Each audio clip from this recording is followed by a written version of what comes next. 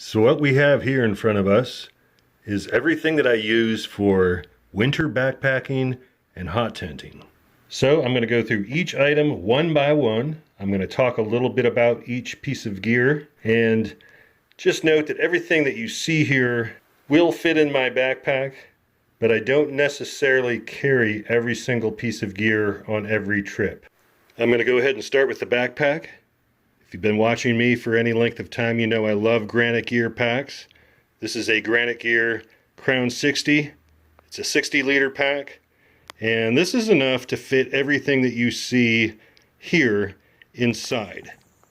It's been a great pack. It's rugged, and if I can't destroy it, nobody can. Now my sleeping bag is a Montbell -20 Expedition. It's down. I've had this thing for about 10 years now. It is quite possibly the greatest sleeping bag that I've ever owned. When the thing finally wears out, it's going to be hard to part with it. And I'm pairing it with a Nemo Switchback. Now this one here has worked out fine, and in the winter I like using two of them side by side because they fit perfectly inside my insert for my tent. And also when I fold it out like this, I use it as the frame on the inside of my backpack.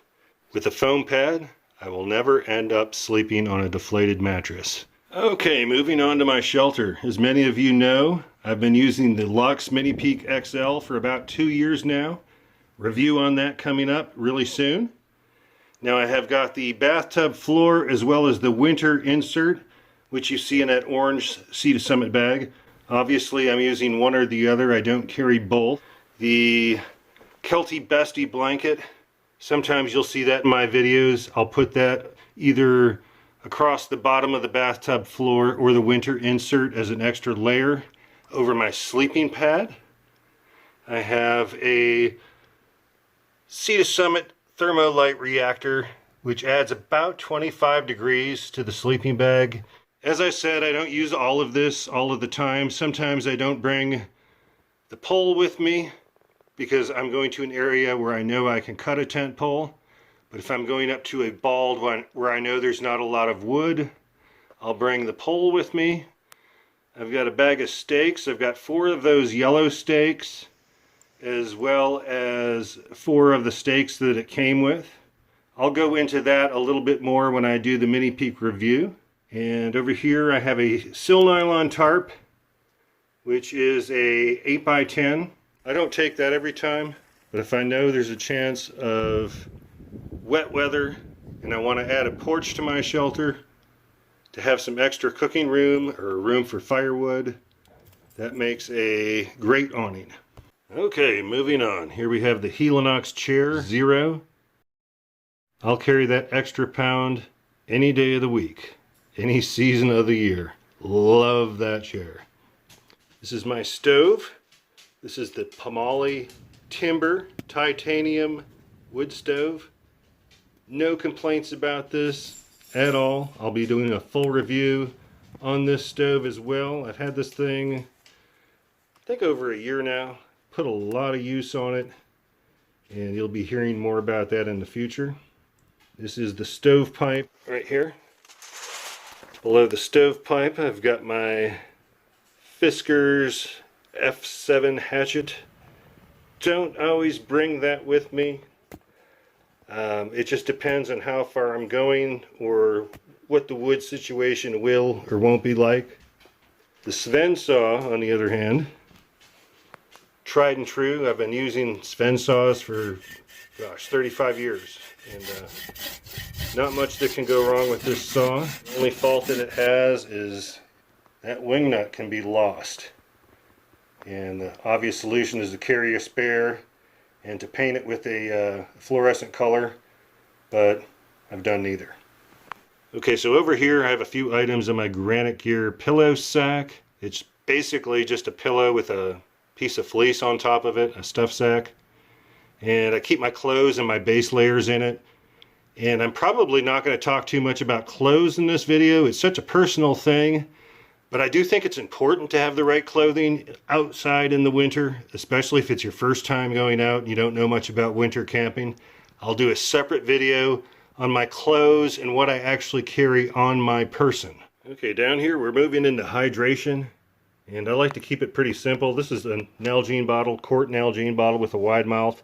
I've got a old wool sock over the top of it just as an insulator. Kind of a good way to, reuse something without throwing it out.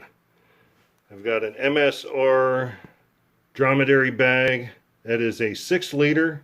It's got kind of a Cordura over the top of it, and this thing has been bulletproof. I've had it like 10 years now, and no leaks so far. Hopefully I didn't just jinx it. In the wintertime, I'm pretty much boiling my water. I'm having mostly hot drinks. If I do want something that's not hot, I can put a water purification tablet in it.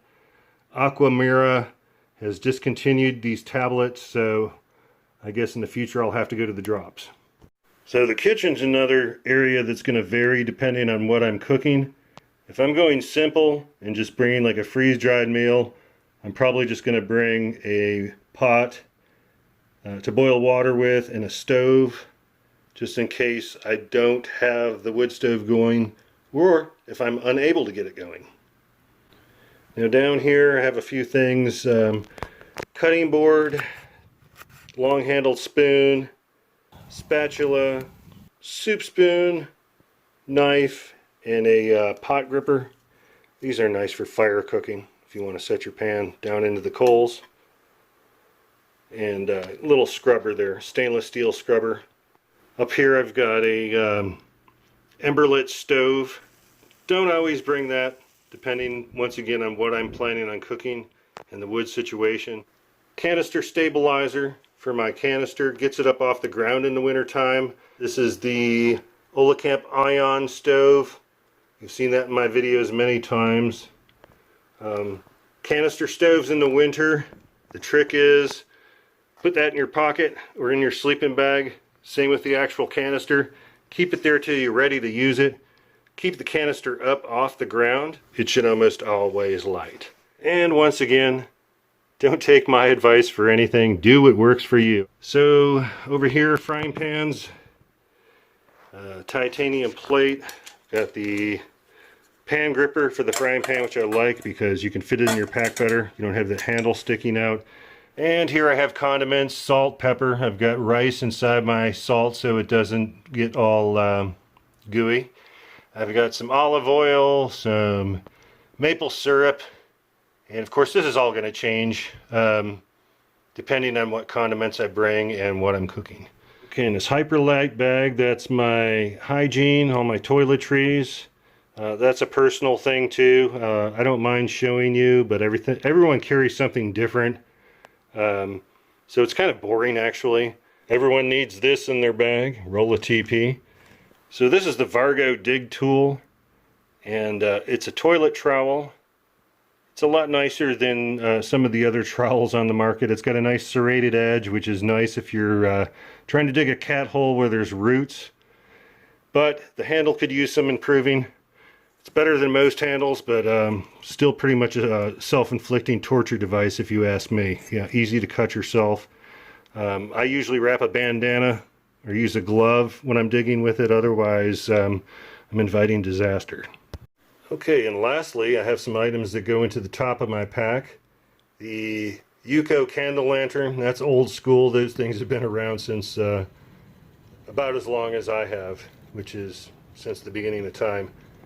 And they're nice. They don't give off a lot of lumens. Actually, my headlamps give off a lot more lumens than that candle lantern, but it's a nicer light. It's a pleasant light. It's better ambiance inside the tent in my opinion, so that's kind of a luxury item. And moving over here are my electronics. I've got two Nightcore NU25 headlamps. I love that headlamp. I'll be doing a review. I've been promising a review on that headlamp since I've started using it. I've been using that particular model about 3 years now and have nothing but good things to say about it. That's why I have two of them, obviously. The yellow one is a backup. I can use one while the other one is charging, or I can use one as a tent light, which I often do.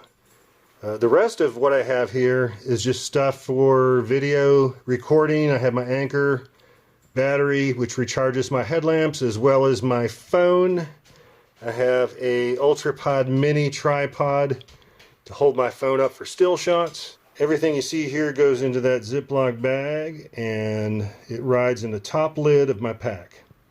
Okay, so that's pretty much everything. I might have left out a small thing here or there. Some of you are going to be asking obvious questions like, what about fire starter? Well, that goes on my person, so that will be in the clothing video. And if you have questions about anything else, if you want to know more details about any particular item, just leave your questions in the comments below. And I'd like to thank you for watching, and we'll see you down the trail.